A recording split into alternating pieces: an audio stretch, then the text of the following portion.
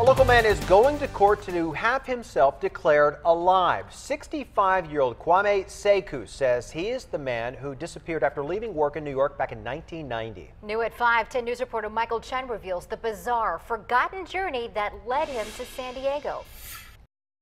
By all accounts, Winston Bright had a blissfully ordinary life. He was married with 3 kids in the East Village in New York City. One day in 1990, he told his wife he'd be home for dinner. He left work but never showed. It sparked a missing persons investigation that turned up nothing. Around the same time frame, a man without an identity or memories turned up in San Diego. I was lost, confused, and it's kind of frightening. He spent a year at a homeless shelter and took the name Kwame Sekou. He got his GED, went to community college, earned a teaching certificate, and started teaching. After 12 years in San Diego, Sekou left for Northern California. Slowly, he says some memories returned.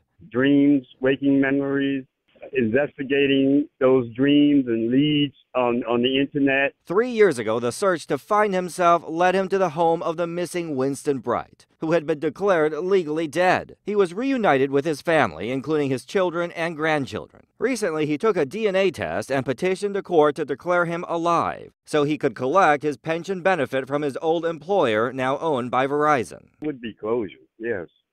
To kind of bring this to a head and move on. Psychologists say Sekou's story, walking away from a life because of amnesia, is very rare and usually sparked by stress, intoxication, or a traumatic event. Fugue amnesia is real. It can last for days, months, even years.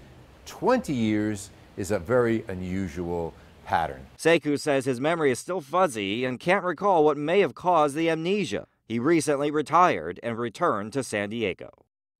Since Sekou made that court filing, his relationship with his family, especially his ex-wife, has soured. She had been collecting his pension benefits. He says he's okay with whatever the court decides. His hope is to build a better relationship with his children and grandchildren. Michael Chen, 10 News.